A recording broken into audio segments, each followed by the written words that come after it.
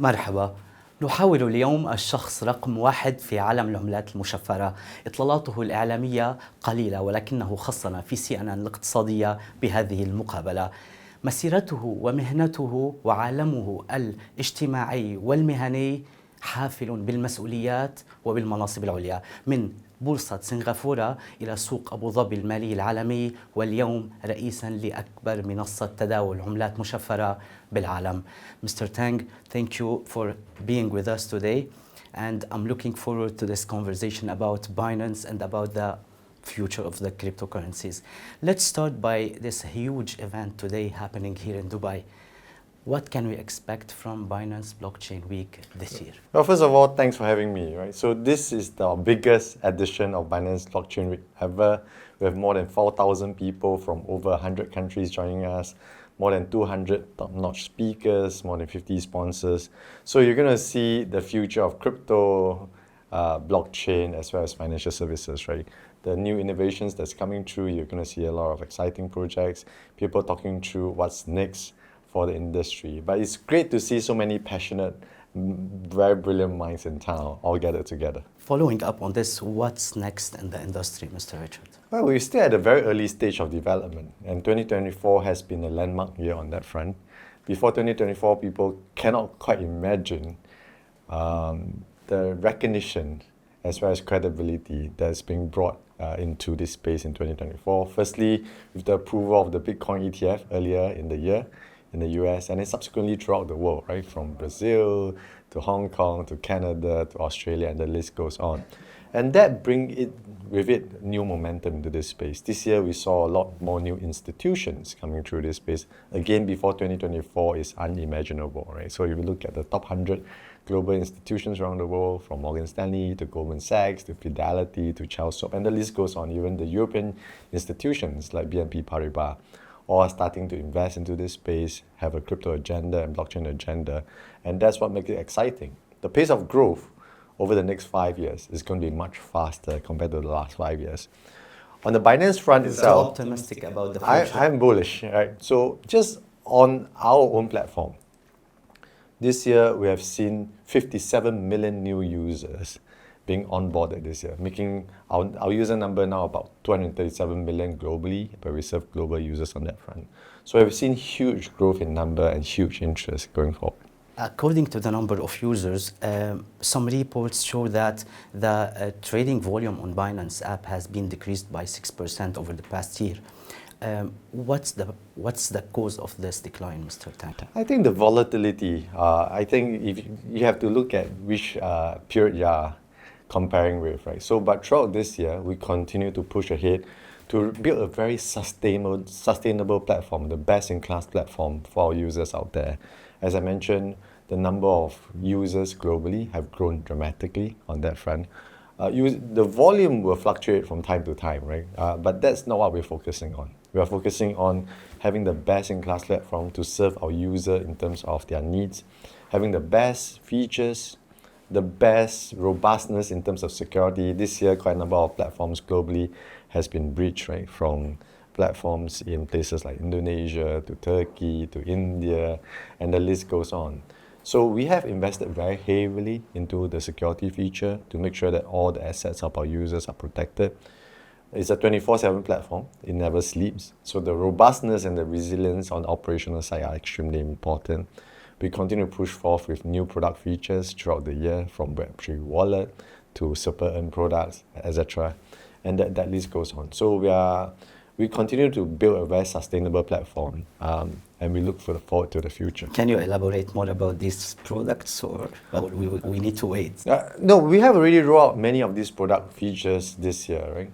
And we will continue to roll those out. So, I mean, if you look through earlier part of the year, we rolled out Web3 wallet, a decentralized function that allows users to access even more tokens globally. We push forth with copy trading on that front. We push forth with Binance Square that allows people to get great content, great discussion. We have our super earn products on that front. So throughout the year, as and when they are ready, we continue to push through. At this Binance Blockchain Week, we also announced new addition to our leadership team. Jeff Lee, that will continue to drive all this new product innovation going forward. And we are very happy with the direction of growth within the company. Mr. Tang, Binance already secured one of the most important licenses, not only in the UAE, but in the region and in the world, which is VARA. Are there any plans to secure more licenses in the region? We do global deployment. So we are the most licensed exchange globally by now. So we have 20 regulatory approval around the world. More recently, we have secured places like India, which is an extremely big and dynamic market, Argentina in Latin America. And of course, earlier on in this year, in places like Kazakhstan, in Dubai, in Thailand, and that list goes on, right? So we do global deployment. We will always assess in terms of the user needs where they are, and depending on that, whether it makes commercial sense for us to be deployed. So we continue to keep every region under close assessment to see where else do we need to get licensed and deployed. But rest assured that we work very closely with global policymakers, regulators around the world, law enforcement agencies, and our local users and community to understand their needs so that we can really support them in their crypto journey, wherever they may be. Mr. Tang, some people, not too much, but some people complained about the transaction fees or commission fees on the app. So my question here is there any plans for Binance to reduce these commission fees on the app, taking into consideration the higher growth and the competition within the market? So we run the largest crypto exchange globally, and that gives two great benefits, right? So if you look at the fees that we charge, is one of the lowest in the industry, if not the lowest, right?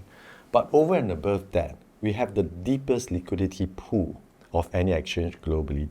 That means the bid-ask spread are the most narrow, so any traders coming through us have substantial cost savings, not only on the fee structure part, but in terms of their trading. They get the best bid-ask spread, which is very narrow, and that represents substantial savings over time if they trade on the platform. So we're very confident of what we are doing, but we keep everything under close review to make sure that we continue to serve our users well.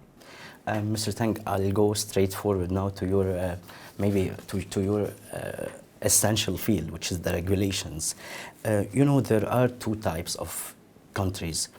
There is countries like UAE, which supports the cryptocurrencies, especially by the regulations, and there's others who are who are still concerned about it. So where are we going? In your opinion, where are we going? Towards more restrictions or toward more adoption? Or I would say that every country have their own policy considerations on that front, and we as a platform respect, all the different countries' deliberation on this front, right? What we really hope to do and impress upon policymakers globally is that blockchain and AI are the most important and fundamental industry and technology going forward. They will drive every industry, if you think about it, from real estate to supply chain to entertainment to financial services, right? So all the infrastructure of all these economic subsectors will be built on these two technologies going forward. It is too important to ignore. So countries will need to have a good, deliberate, progressive policy to really harness this technology, right? It's just like AI, there are abuses to it, but you need good policy to cater to AI. Same for blockchain, right? So what we are doing is to work very closely with policymakers to highlight to them the opportunities in this space, the foreign direct investments that can be brought in, the talent pool, the best and brightest are working in this space, right? And they can bring about great economic growth. How do you harness the talent on that front? On the other side of it, how do you manage the risk associated with some of these new technologies coming through to come up with smart, progressive, calibrated policy that support innovation on the one hand, on the other hand, managing the risk, right? So that's why we work very closely with global policymakers. And hopefully all of them will move in that direction, understanding the huge opportunities that blockchain and crypto will bring to their local economy. Mr. Tang, you mentioned the AI, and so I feel myself obligated to ask about it. Is Binance planning to implement anything regarding to AI inside?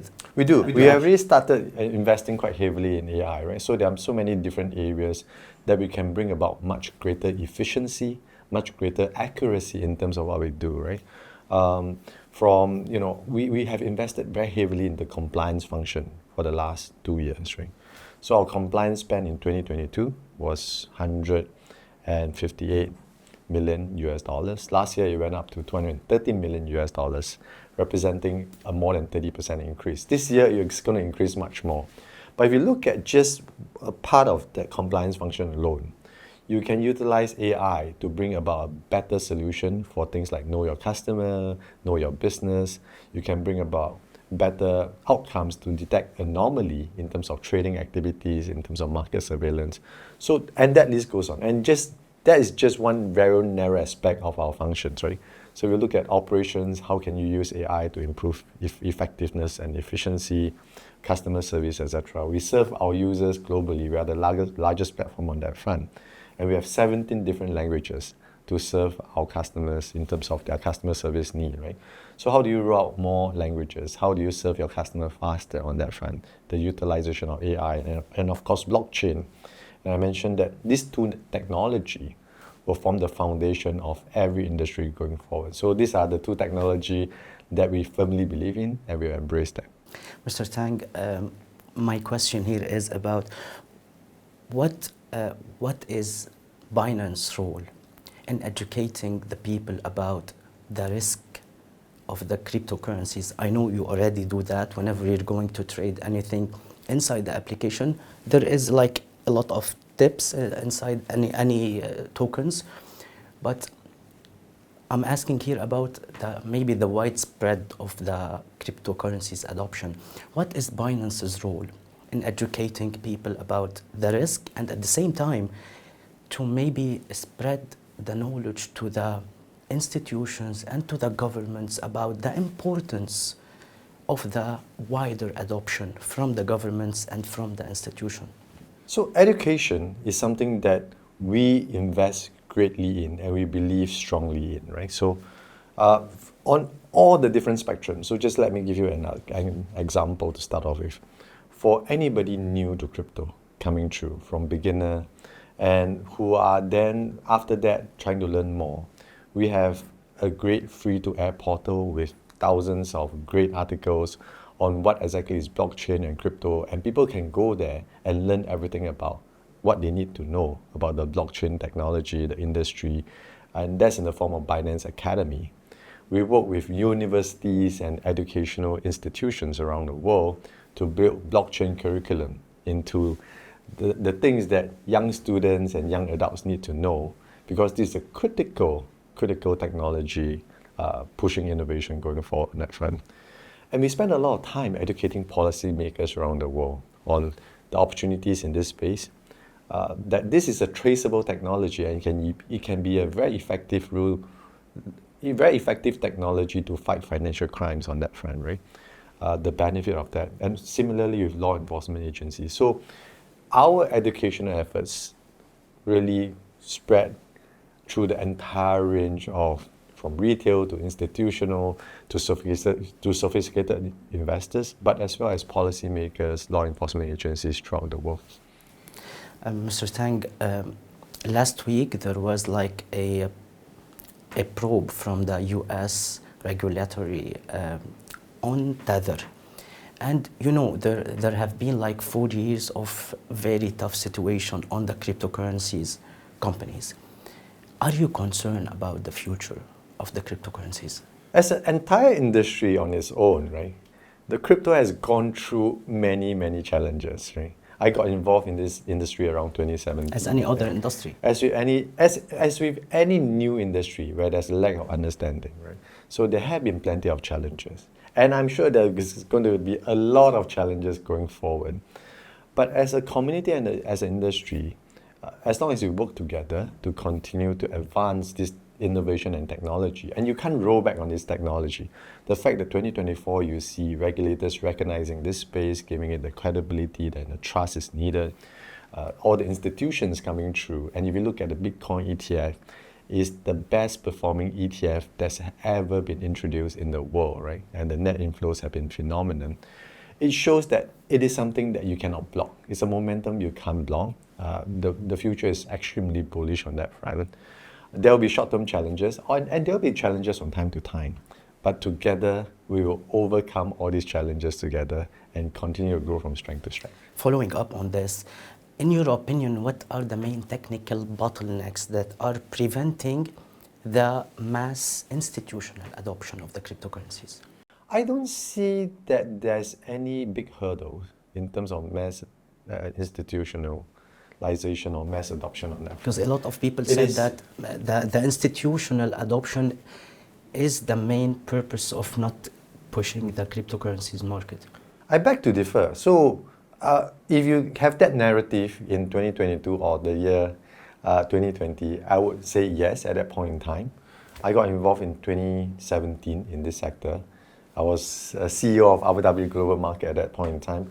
And once I got to know crypto, I firmly believe that this is the future of finance, right? But for it to go mainstream, it needs two elements. Firstly, regulatory clarity so that operators like ourselves know how to operate within the boundaries, what are the safeguards given to users to build trust on that front. And also with new regulations coming through, you're going to have a lot more institutional adoption. So if you have that narrative beforehand, I would agree with you, but 2024 has marked a huge shift on that front for the reasons I mentioned. If you look at the top 200 financial institutions around the world today, everyone has a crypto blockchain agenda. Everyone is starting to invest and doing allocation in this space. They are allowing their wealth planners to advise their clients to invest into crypto as a proper form of diversification. So I think a lot of the perception in the past has been corrected. And this space is very unique. Unlike all other asset class, which started by institutional embracement that goes down to corporates, high net worth individual, and finally retail, this space has been embraced by the retail for the longest time, and the rest doesn't believe in it. 2024 has marked that shift where everybody else is coming on stream. So the pace of growth going forward will be very fast. Mr. Tang, we all know that you are a role model for many of young people passionate about the cryptocurrencies. If you can please share a personal experience from your career, from your personal life to them. Additionally, do you think that it's sufficient for them to think that crypto is the way for the wealth? Well, if you look at data points around the world, the young adults today are investing more into crypto, and crypto is normally the first investments for young adults nowadays compared to stocks and bonds, right? So that marks a huge shift in terms of thinking, in terms of the investment opportunities in this space. And you know, in every industry where young adults embrace it, believe in it, that'll be the industry of the future. So for that reason, I'm very bullish. But I always say, do your own research, right? Start small if you want to invest in crypto. Once you get familiar, then you can invest more. And always believe in proper diversification on that front. Finally, can I ask you please to look at your camera and what's your message to the crypto community? We are still in the very early days. Crypto adoption is around 6% globally now.